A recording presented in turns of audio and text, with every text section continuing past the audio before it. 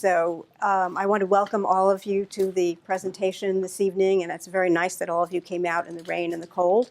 You must be very motivated to learn about seals and sea lions. So I'd like to see a show of hands for how many people have visited Children's Pool and the Cove in La Jolla. Okay.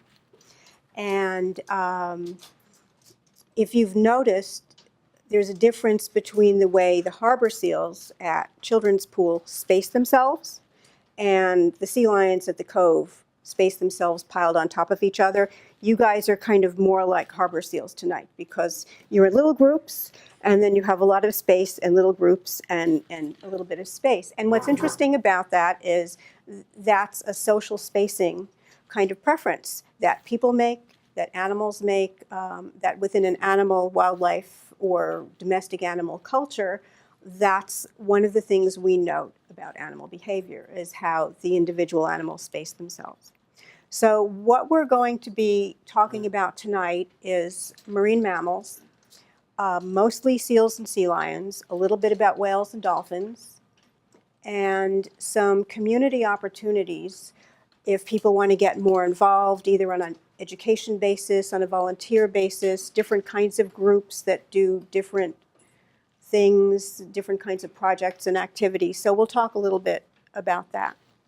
The other thing I want to mention at the outset is that marine mammals, they're mammals, they're air-breathing animals, and yet they live in the aquatic environment. And this is a very, very fascinating and unusual feature for these animals because they can remain underwater for long periods of time. They can dive to very deep depths, depending on the species as to how deep they can dive. And again, they have lungs. They don't have gills like fish. So how they are able to function in the water and go down a depth of a mile, for example, as a northern elephant seal can do, is a pretty fascinating and amazing capability. So what I'm going to start with tonight is just showing you some videos that are going to highlight some of the different subject areas we're going to be speaking about throughout the lecture. The first one is a general introduction to seals and sea lions.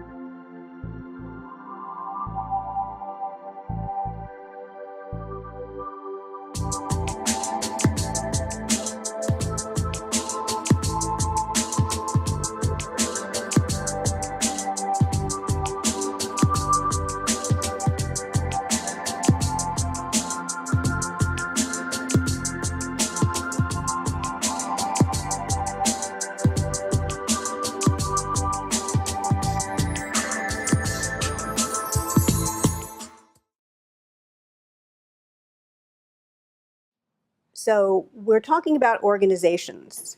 There's an organization I'd like to mention called Ocean Defenders Alliance.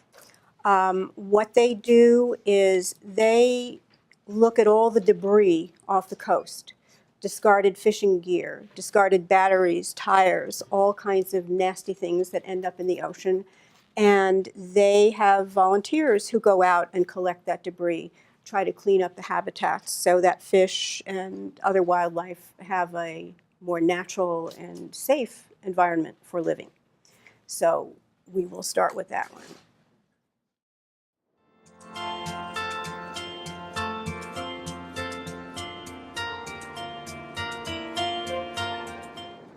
I'm Sylvia Earle, an oceanographer, explorer in residence at the National Geographic, and founder of Mission Blue. I'm also a supporter of the Ocean Defenders Alliance. One thing that the Ocean Defenders Alliance really focuses on that is so important is retrieving ghost nets. This organization does a great job of going out into the ocean and hauling back the debris, the plastic long lines, the discarded nets, the fish traps, killing thousands of birds, mammals, fish, and other ocean wildlife.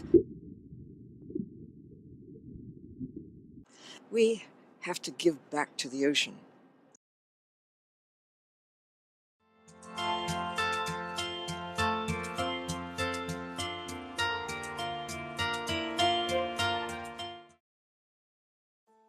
In 1999, I was on just a recreational dive. It was up in Anacapa, and there was a lobster trap down there, and this trap was abandoned. They had been in there for at least 4 months, and they were going to starve to death or get eaten. So I started trying to get them out of the trap, and I wasn't familiar with how to handle lobsters, so I was struggling with it. Some divers saw what I was doing, and they came over and helped me get the lobsters out. And when we got to the surface, it was the talk of the boat. And that was the genesis of how I came up with the idea to clean up more of this gear. Hi, I'm Kurt Lieber, President and founder of Ocean Defenders Alliance. Ocean Defenders Alliance removes abandoned commercial fishing gear. Ghost gear continues to kill animals long after it's discarded. This is an example of a squid net. Nothing gets through here. Not even a minnow will get through this. And we find pelicans in here, cormorants, and obviously fish and sea lions. We found 6 dead sea lions in one of these things. When the storms come in and they wash this gear all over the place, it scours the reef and kills everything that can't move out of its way. We have a boat called the Clearwater. It's a 40-foot ex-Coast Guard rescue vessel, and it will handle 6 divers as well as 3 or 4 crew members. The divers go down to the bottom and they attach lift bags to the nets and the lines. They fill the lift bag with air and then they send it to the surface. One of the highlights always for what we do is when you release a fish. It's not just the diving that is hard, it's removing the nets off of the boat that is difficult. They weigh a lot. We've had some instances where we've removed nets that have weighed 1,000 pounds.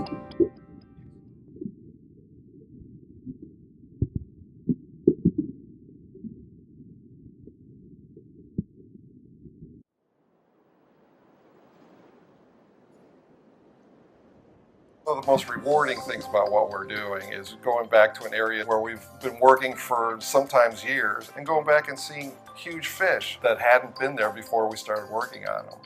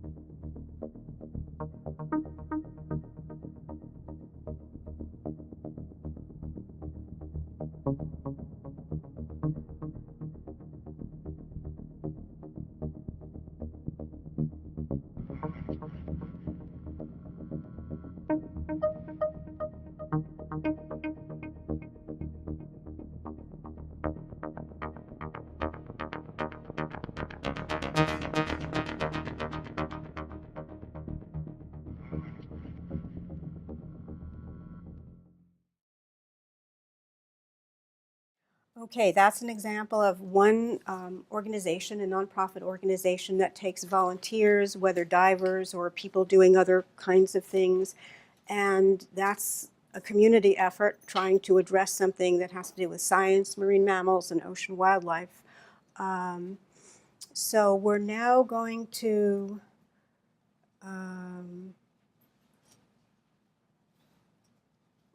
look at another video.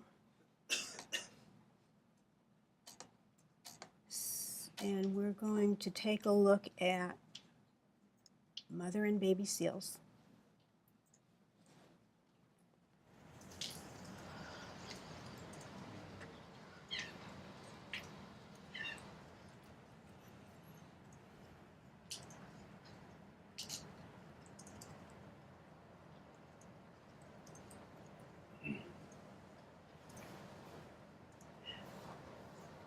Among the most fascinating of animals is the harbor seal.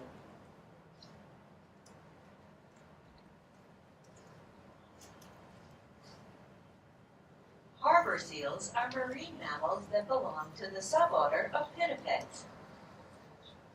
The word pinniped means fin-footed. Pinnipeds have flipper-like appendages. They are air-breathing animals that are specially adapted to swim and function in the ocean environment.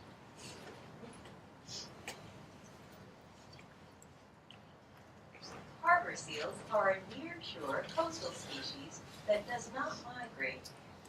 They need to haul out onto a flat land surface, such as a beach, mudflat, or flat rock, on a daily or regular basis for up to 8 hours. Harbor seal pups are born after a gestation period of 9 to 11 months and are usually born between February and May, depending upon latitude. A single pup is born to a harbor seal mother, and she raises it with great care and attention for 4 to 6 weeks, after which it is weaned.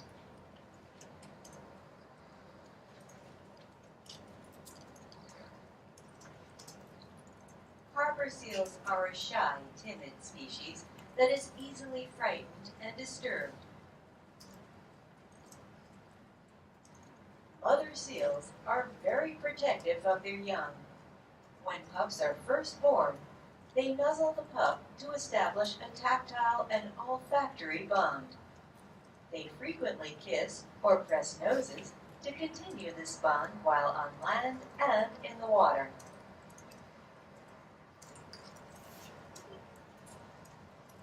The pups are born on land and go into the water to swim, usually within 15 minutes of birth. Mother seals teach their young how to navigate both the land and the water, as well as other survival skills. Harbor seals are true seals, which means that they have no external ear flaps, have short flippers, and move with difficulty on land, although they are fast and agile in the water.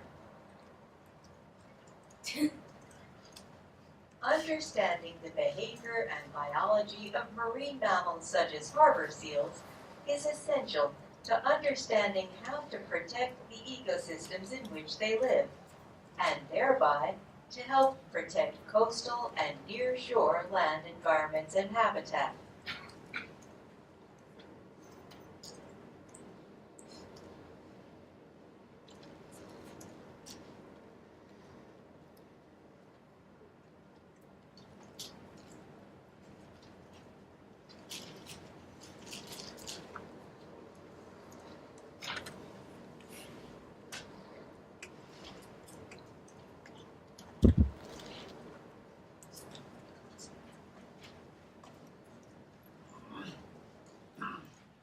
Okay, and before we get to some of the other videos here, that little pup is less than 3 days old. And the way that we can tell that is when you saw the pup in the grass flailing around, you can see the umbilical cord stump. The umbilical cord stump is there for 72 hours and then it falls off, unless a seagull comes and grabs it off in a painful thing for the pup before then, which does happen, by the way. But that's some of how we gauge in the wild how old a pup is. There are other things having to do with the size and how much fat and so on it might have on it, if it has a wrinkled appearance. But one of the most reliable ways to determine if a pup is 3 days old or less, 3 days old or more, is whether it has the umbilical cord stump. So the other thing I want to point out in that video is the eelgrass. As many of you know, the ecosystems in our coastal areas have kelp and a variety of ocean plants and eelgrass, and that type of eelgrass is actually a protected type of eelgrass. That provides kind of a nursery for small fish, small crustaceans, and it is a place, because it's coastal and away from the heavy waves and so on, that mother seals will take the babies so they can learn about the ocean currents, about the rip currents and different things. So there's a lot of information in that video.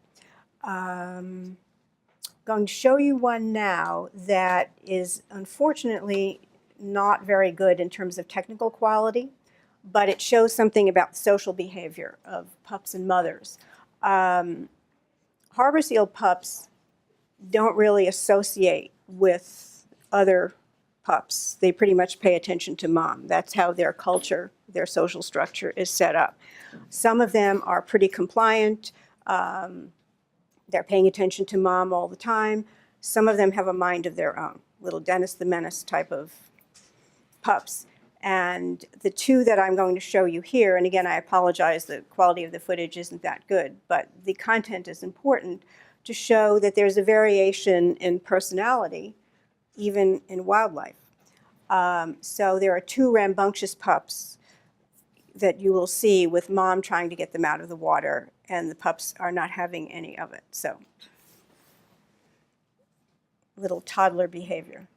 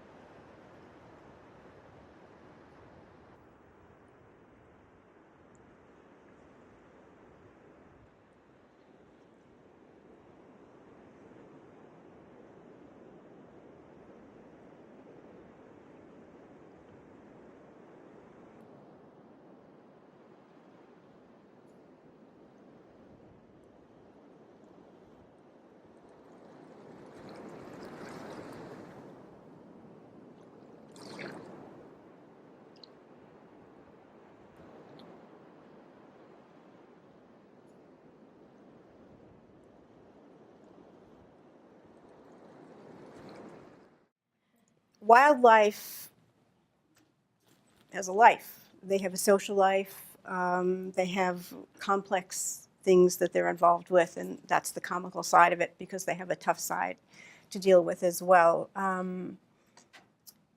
There is one other thing here that I want to show you that seems to have disappeared. So we will look at this one.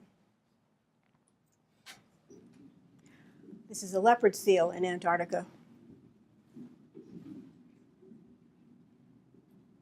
I'm going to show it to you again to see the locomotion.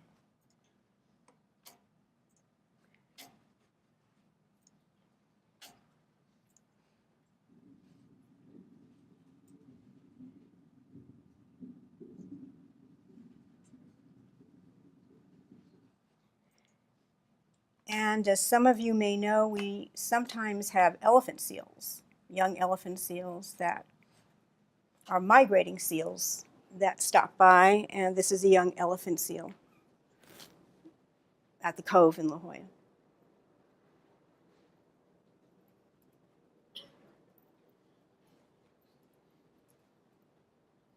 And these are the seals that the males develop the big proboscis, and they grow to a size of 5,000 pounds. They're up in Central California, and the males can dive to a depth of 1 mile, and they can remain underwater for 2 hours. And again, these are air-breathing animals. So we'll talk a little bit about how they're able to do that in just a moment. Marine mammal science and the community. We've already had a hint of that with some of the videos, especially Ocean Defenders Alliance. We've talked about how they breathe air, they function in the aquatic environment. Some of them also function on land. So pinnipeds, like seals and sea lions, have to come out in a process called hauling out. They haul out, they come out onto a land surface, whether it's a beach, a flat rock, a cliff in the case of a sea lion, an ice floe if it's Alaska and harbor seals are coming out. The same thing in Antarctica, seals and in some cases sea lions, but mostly seals come out on the ice in Antarctica. And I'm sure you've seen these guys. These are sea lions. Mother and baby harbor seal, baby harbor seal, mother and baby harbor seal. This is bonding behavior between the baby and the mother. This is greeting behavior between the sea lions. More sea lions. Sea lions on a cliff, and you can see they have to deal with pretty intense waves and ocean action. Baby harbor seal, baby harbor seal. The other color phase of a baby harbor seal. So besides potentially being a diver or becoming involved with a group like Ocean Defenders Alliance, there are other things that people can do to be involved with marine mammal issues. There's volunteering with docent organizations. There are groups like the American Cetacean Society where you can go to lectures and talks and go on trips and so on. And there's citizen science. What happens with that is there are opportunities to work with an entity, an organization, maybe an agency with the government, to go out in the field, to be trained, and to collect data. An example of this is there was a study done in San Francisco in the Bay at a location called Strawberry Spit about 20 years ago. And they were looking at the effect of building apartment buildings and public walkways to see if that was affecting a harbor seal habitat that was in that area. The harbor seals were leaving and showing signs of distress. So there was a study that was done, and some of the data was collected by people who lived in the area who were trained to observe certain precise kinds of things, to take counts of animals at certain times, to take notes on different behaviors and so on. So that's an example of citizen science, and there are various opportunities to do that. In Hawaii, again, people are divers. People are studying manta rays. They're also studying them in the South Pacific. Manta rays have a unique spot pattern on their underside, and they're doing a study to try to identify as many individuals as possible. So there are volunteers involved with identifying through photo imagery and other kinds of notations individual manta rays, so they can learn something about where they go, what their different behaviors are, and so on. Track their life events and this kind of thing. There are many different kinds of citizen science. With birds, for example, there are opportunities to watch on critter cams, eagles in a nest, the eggs when they hatch, what the behaviors are between the babies and the parents. So there are many opportunities to get involved in fascinating studies. Marine mammals in the United States are basically managed by the federal government. And there's something called the Marine Mammal Protection Act of 1972 that basically determined how marine mammals were going to be treated. Prior to 1972, marine mammals in the United States coastal waters were hunted. For over 100 years, seals were killed for $5 a nose on both coasts. Whales were killed, all kinds of things happened, and many marine mammal populations really were decimated. So in 1972, the Marine Mammal Protection Act came into existence, and it provides guidelines and regulations for what's going to happen with marine mammals in the United States. Some marine mammals strand. Either they're entangled in fishing gear, they're entangled in something else. They might be sick, they might be injured.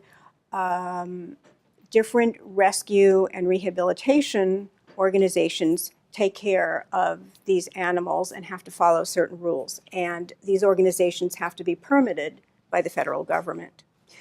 But many of the organizations work with the help of many volunteers. So an example of one such organization is the Pacific Marine Mammal Center in Laguna Beach, the Marine Mammal Center in Sausalito.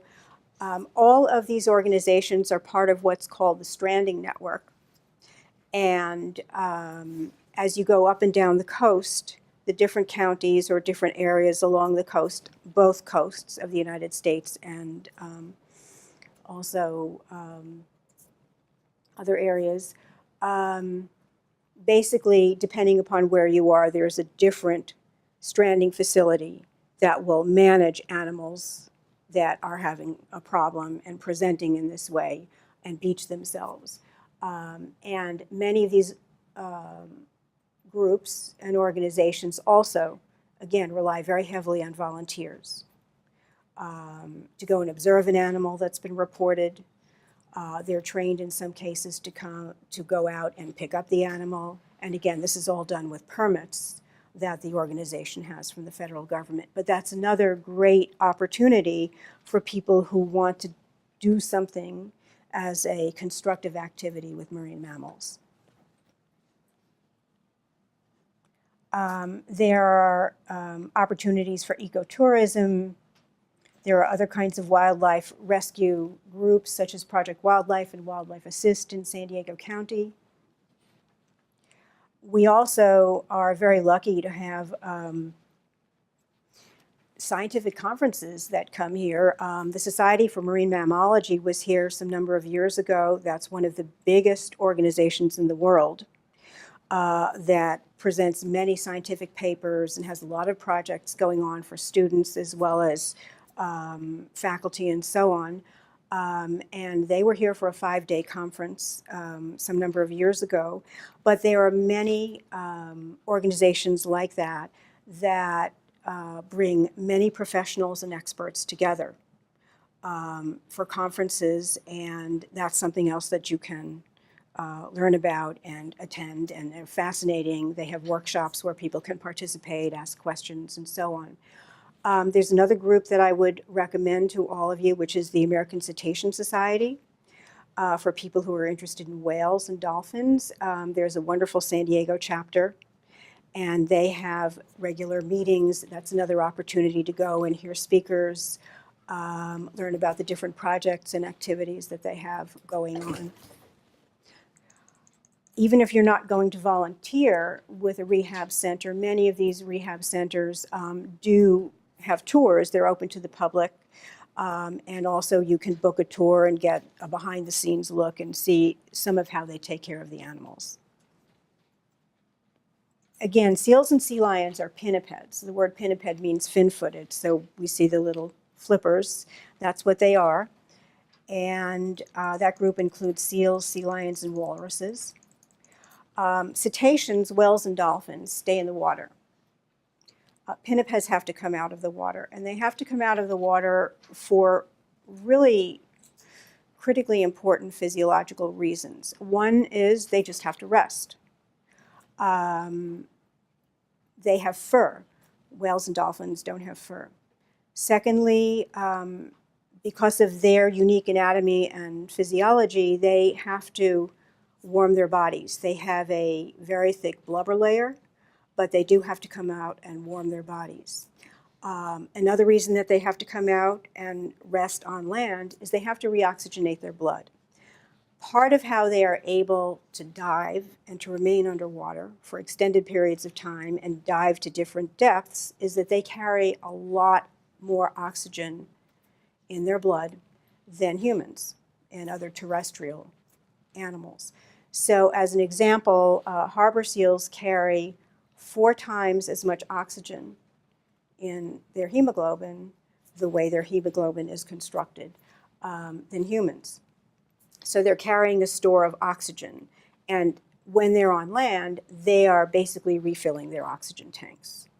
They also have something in the muscles called myoglobin, also that allows them to store oxygen.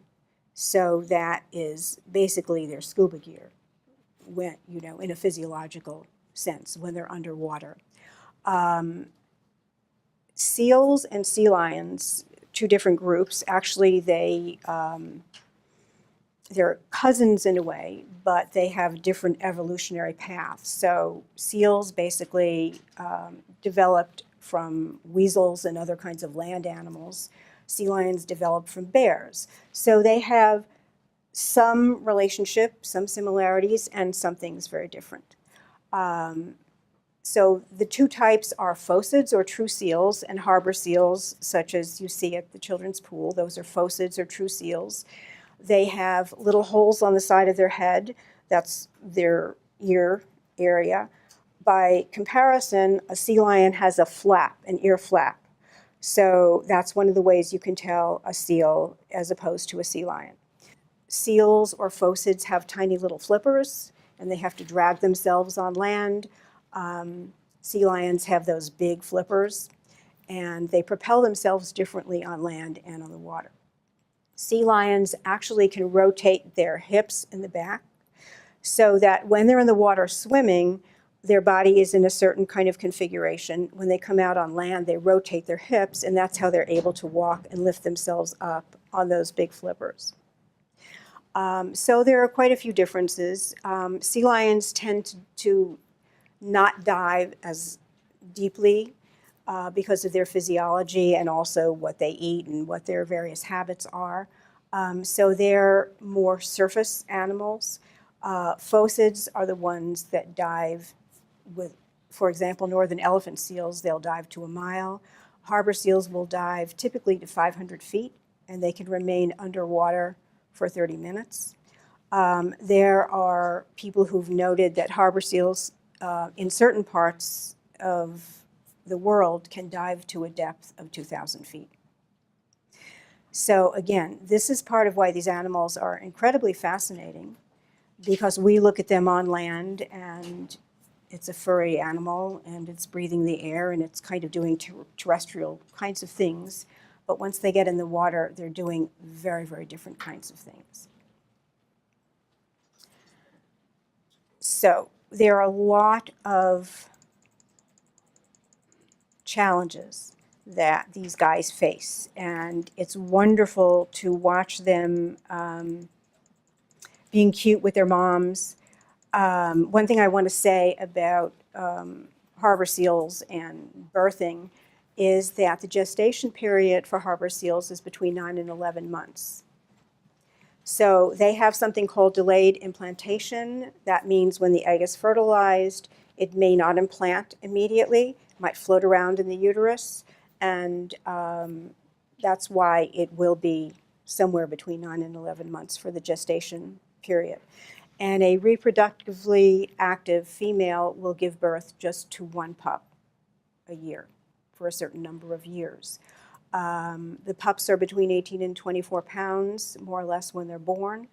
Sometimes they might be born in a slightly premature state, in which case they're going to be covered with a kind of a woolly coat that's called a lanugo coat. And that's shed. If the pup is full term, it's typically going to be shed in the womb, and then the pup will be born. Sometimes it's shed, and the pup is full term, is born with that lanugo coat, and it will be shed after birth in a few days. Sometimes it's an indication that the pup is slightly premature. So it does depend upon the situation. And you look at other features with the pup to see if it's full term or if it seems like it's slightly underdeveloped or small. Harbor seal pups stay with the mother for between 4 to 6 weeks. And it's necessary that they get the nutrition so that they can put on weight, so that they can stay alive, basically. And the mom takes them around and teaches them things about how to forage, how to operate in the land environment, how to operate in the sea environment. So the time spent with the mother is very, very important. Sometimes we do have situations that we see where a pup is abandoned. That could be due to disturbance that has spooked the mom. It could be due to a wide variety of other things. And in some cases, pups are rescued. In our county, the stranding center is SeaWorld.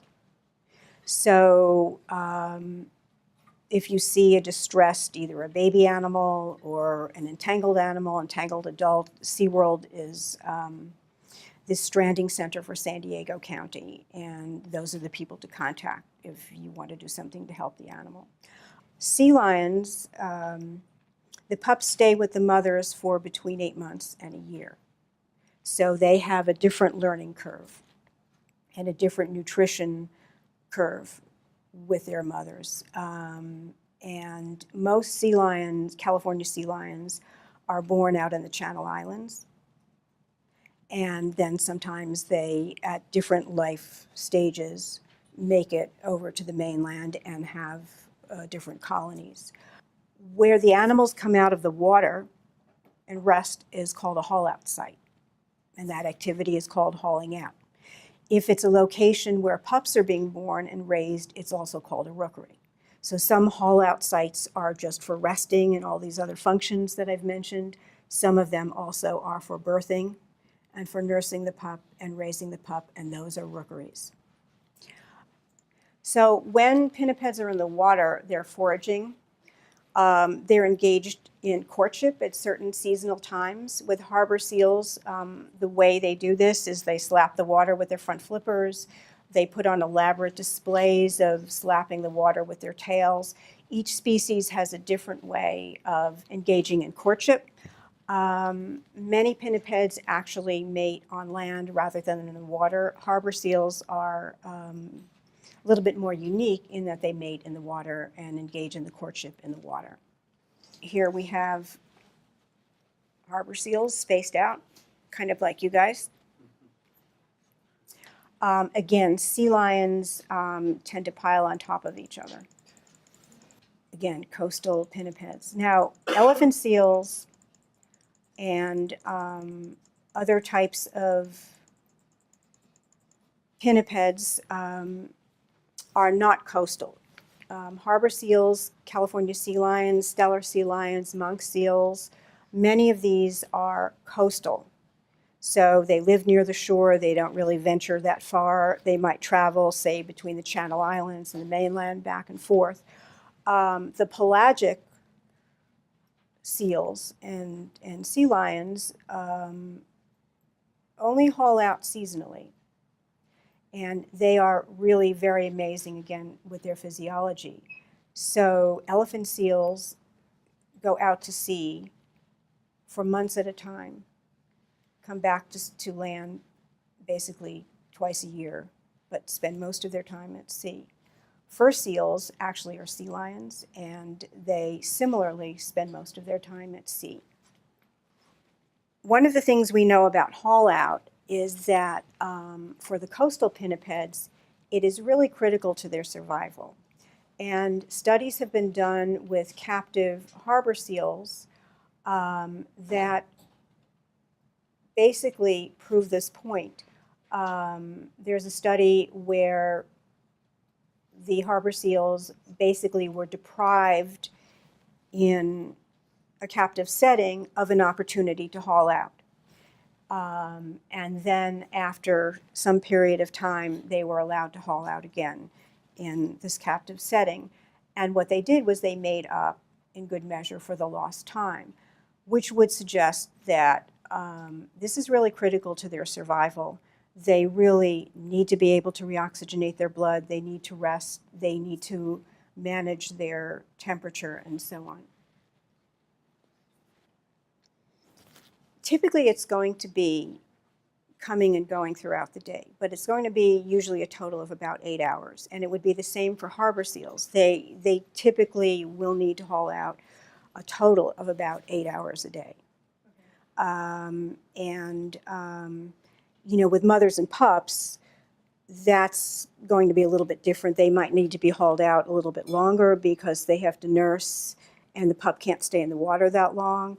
But it's going to be an average of 8 hours a day. Elephant seals and fur seals have a lot more blubber. The way their body is constructed, they handle their warmth issues and the oxygenation, all of these things we were talking about. Their whole physiology is different than a coastal pinniped. So they're able to be out at sea. A lot of it has to do with that huge blubber layer. When you see a 5,000-pound northern elephant seal, there's a lot of blubber there. So they basically are constructed differently. That's how they're able to do it. They come to shore primarily to mate, to give birth. Their pups are born generally December, January, March, February, that range for northern elephant seals. And the pups are with the mothers only for about 30 days. Then the mothers leave because they really are not eating. With harbor seals, the mothers go out and forage with the pup, and they're teaching the pup how to forage. With elephant seals, they don't. So they feed the pup for a month, and then they leave because they're going back. So the weaners, you have then what are called weaner groups, and they kind of have to help each other learn how to survive. And hopefully they've put on enough trial and error. That's right. That's right. So hopefully they put on enough weight to help sustain them through a period of time where they're weaned and they have an opportunity, trial and error, to learn how to survive.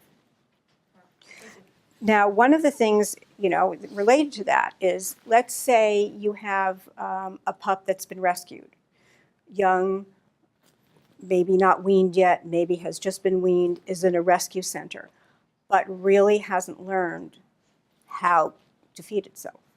Well, the rescue centers have something called fishing school. Seriously, that is what they call it. When the pups are weaned, they're called weaners. So not like a hot dog, but because they've been weaned. They're called weaners, and they tend to group themselves together and help each other out, and it's called a weaner group. But actually, so in the rescue centers, they have fishing school, and they'll take a big plastic, like a kiddie pool, for example, that you get at Target, and they'll have the little young seals in there, and they will have to make sure that the animal knows how to catch a fish, how to ingest a fish, because in the case of harbor seals, they swallow the fish whole. So they have to make sure that these animals can take care of themselves. So if they've come in because they're underweight or they're dehydrated or have some other number of issues, they can take care of some of their medical issues. They can take care of feeding them, this kind of thing. But they need a skill set so that they can survive once they're released. So they go to fishing school. I just want to show this example of bottling behavior. And I'm sure if you've been at children's pool, you've seen seals they're vertical and their noses are up and they're just kind of, enjoying the day, or maybe not. But that's called bottling. So that's one of the things that they do to rest in the water. If you've been to the cove and you've seen the sea lions with their flippers extended, does anybody know what they're doing then when the flippers are extended? They have a lot of blood vessels in the flippers, and it acts as kind of a radiator. So if they're too warm, they're letting out excess heat. And sometimes you'll see them actually in a circle, a group of them together, and their flippers are up in the air. And they're letting out excess heat, and that's how they're regulating what their physiological needs are. Okay, does anybody know what that is? Fur seal. Not a fur seal. We're going to see a fur seal in a minute. That's a Weddell or Weddell seal pup. It's from Antarctica, and that's a real cute little baby. That's a faucet. And he's got little ear holes on the side. He doesn't have ear flaps.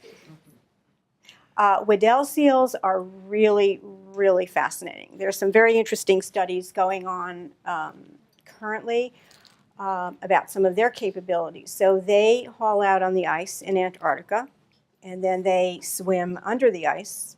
And the question is, how do they navigate? How do they know how to come back to where their hole opening is? And, some of the studies suggest that they have visual cues under the water. There are different features under the water.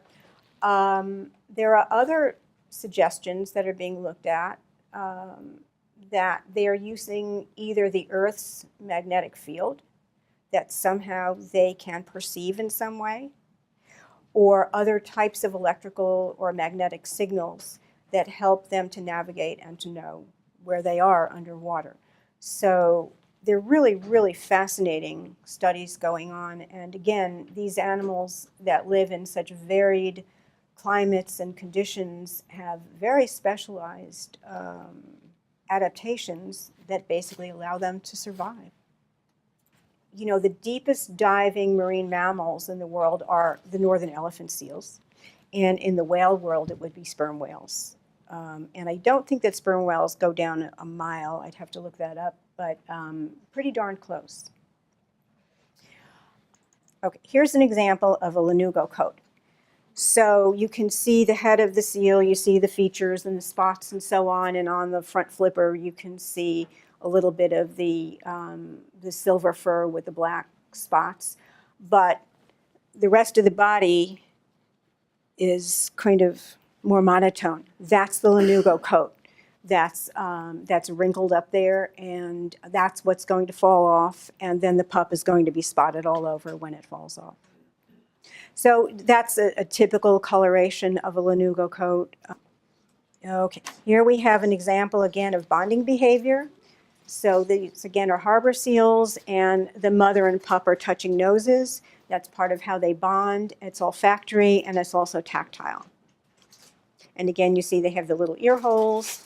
That's a pup that's way more than 72 hours old. It's a fat little pup, and you can see the short flippers. By the way, harbor seals are only seen in the northern hemisphere. Here we have an endangered pinniped, which is the Hawaiian monk seal. And that's a little baby monk seal with a mother. And these guys are really studied very, very carefully in Hawaii because they are endangered. They're the pinniped in the United States that is endangered. There's another endangered marine mammal that I'd like to mention also, which is a whale, which is the North Atlantic right whale. that are very seriously endangered. Their numbers are very, very low. They're in the Northeast. They are frequently caught in fishing line. There are many instances where they're hit by boats. And this is all being studied because there obviously is a concern among scientists that they don't want these animals to become extinct, and there are very serious concerns with their population level at this point. And I think we're at our little fur seal. So that's a little northern fur seal pup, and he's got his little ear flaps because he's really a sea lion, and you can see that his flippers are bigger and they don't look like what a faucet looks like.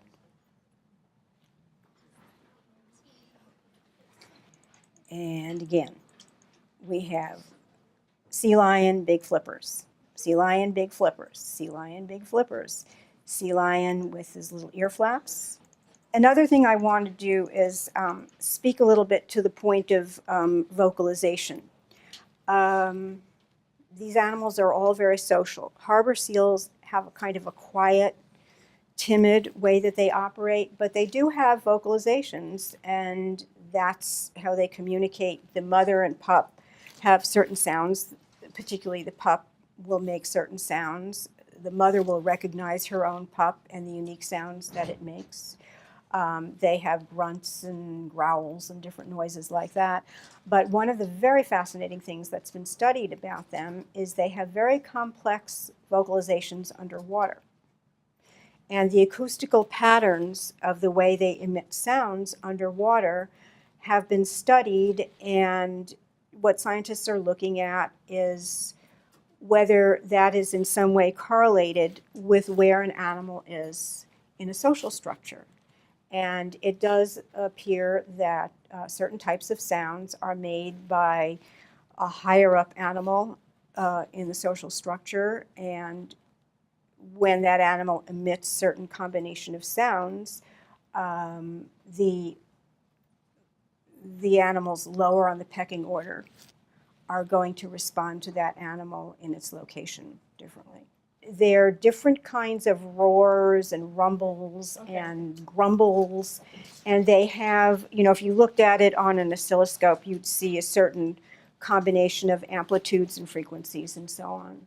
And also seals and sea lions have vocal cords, but whales and other cetaceans don't. So does anybody know how it is that they are able to vocalize and make sounds? Because we know that humpback whales have songs that are heard for many, many miles. And does anybody have any idea about that? And part of the answer is scientists don't really know. But they do, without vocal cords, have sound that resonates in the different parts of their face and head and so on, and that's what produces the sounds and the humpback song and so on. So their vocalizations, as I'm sure you all have read, are very complex and very precise, and dolphins communicate with the clicks and the different sounds, and whales communicate with a whole variety of other sounds. If you go to the Birch Aquarium, how many have been to the Birch Aquarium? Great. And have you been to the exhibit where you can pick a different whale or dolphin and listen, and the exhibit will let you hear the vocalization that the animal makes? So that's something I'd highly recommend, is to go and listen to some of those vocalizations. They really are amazing. Here we have a harbor seal on an ice floe in Alaska. I want to talk a little bit about tags. This is a little young sea lion, and what's unusual here is he actually has tags on both front flippers. He is possibly a research animal. I actually don't know. I wasn't able to find out anything about him. But in most cases, these animals have just one tag. Sea lions are tagged on the front flippers, and phocids or true seals are tagged on the rear flippers. So the system for that lets an observer, if they see an animal that's tagged from a distance, obviously they can see if it's a seal or a sea lion, but again, that's an added point of information. So again, front flippers for sea lions, rear flippers for the tags for phocids. Also, for male or female, the right flipper side is tagged for a female. The left flipper side is tagged for a male. I don't know where this animal was from. On the side you can't see. He also has a brand, which would probably not be done. I can't say for sure. There are a lot of I don't knows about this animal. But it's possible this was a research animal in some way and was tagged that way for a particular reason. Some of the other things about research with these animals, there's field research that involves observation, basically standing there with a clicker, counting animals, studying something called population dynamics. Does anybody know what that is? Population dynamics would not be a count, but it would be you have a group of animals on the beach, how many are adults, how many are male, how many are female, how many are full adults, how many are subadults, how many are yearlings, how many are pups, that kind of thing. That's population dynamics. So you can stand there with a clicker, you can take notes on different aspects of what they're doing. They're raising their head, they're moving in this way, they're responding to sound in a certain way, that kind of thing. For the underwater studies, there's a lot of telemetry that's been developed. So sometimes these guys, if they're in a rescue facility, for example, when they're released, they'll have some type of telemetry attached to them in addition to their regular tag. And that can give scientists an idea of where they go, what they're doing for a period of time until the animal molts, and then the tag, the monitor falls off. Sometimes, for example, elephant seals are fitted with monitoring devices. Students from different universities that are studying elephant seals might be on a project where they'll actually go out into the field. They'll sedate an animal. They'll take blood and take different measurements and so on. They will apply a certain type of substance that allows the telemetry device to attach for a period of time until the molt when it's released. And these are very sophisticated devices, so that's part of where we get the information about how deep they dive, where they go, how often do they surface, when are they under the water, this kind of thing, tracking their movements geographically. So that's the use of telemetry. So for the seals, they don't really have that much of an obvious sexual dimorphism. The males might be a little bit bigger, but primarily you have to look at their underside. So the male will have a hole here, and the female won't. When the female is about to give birth and obviously has a big belly, little nipples will start to pop out just maybe a day or so before she gives birth. But the rest of the year, primarily, you have to see the underside of the animal to see if there's what we call a male hole or not. For sea lions, up until a certain age, they're all kind of going to look alike. When they start to get to the point of sexual maturity, the males will develop what's called a sagittal crest. So the females will have kind of a smooth face, forehead area. The males will have basically a big knot on their head that's called the sagittal crest. And with an adult male, you'll be able to tell, okay, that's a male. And that's how you do it. One of the videos that I had wanted to show you is an interview with Sharon Young, who is the main marine mammal expert with the Humane Society of the United States. And one of the things she's talking about that I wanted to show you is ocean noise. But the other thing she was talking about was toxin loads.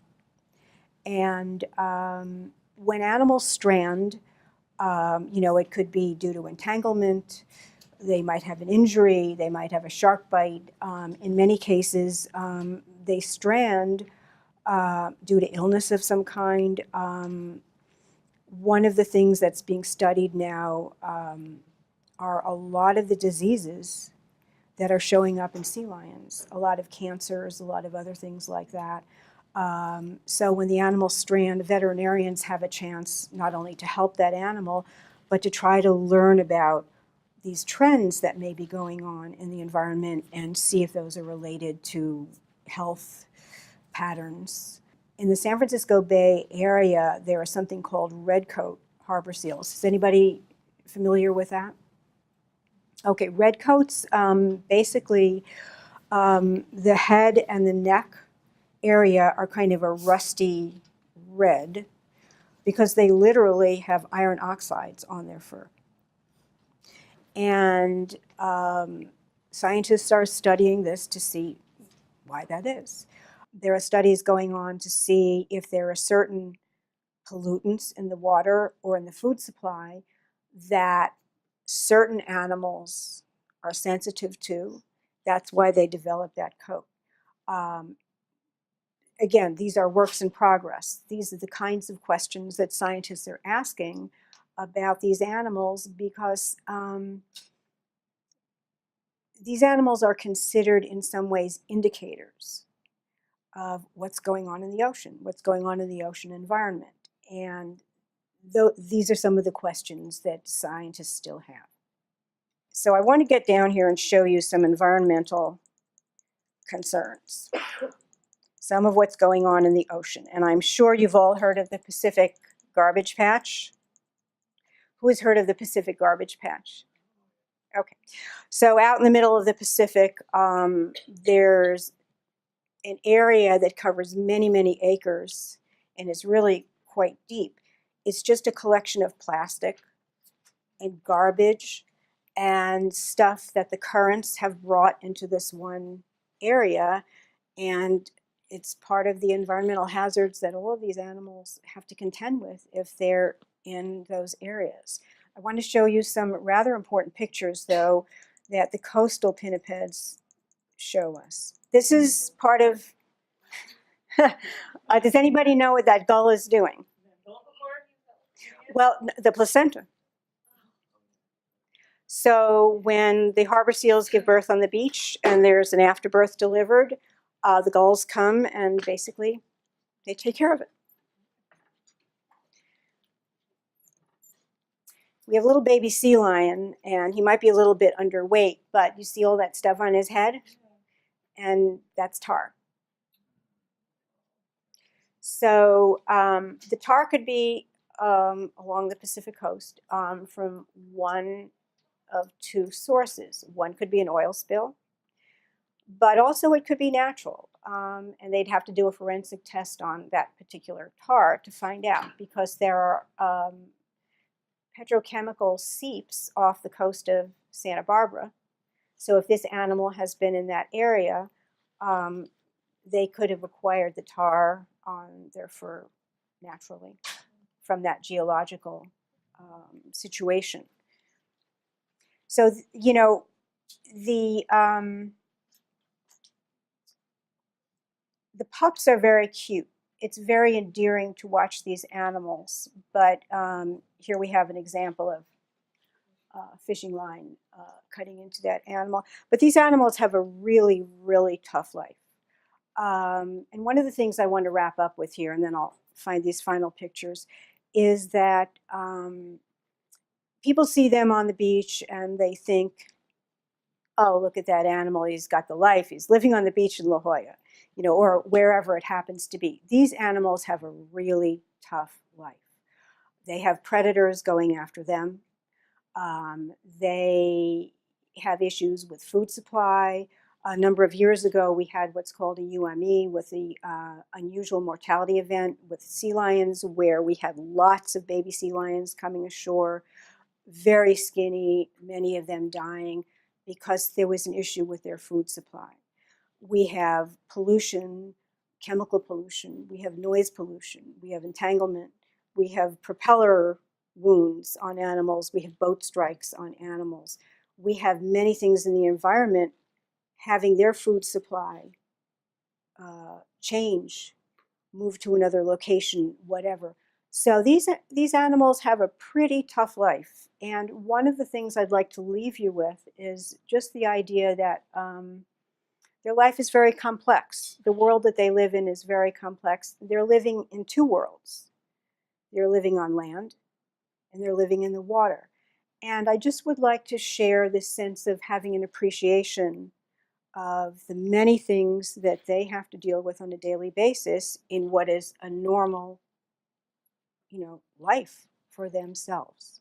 So anyway, thank you all very, very much.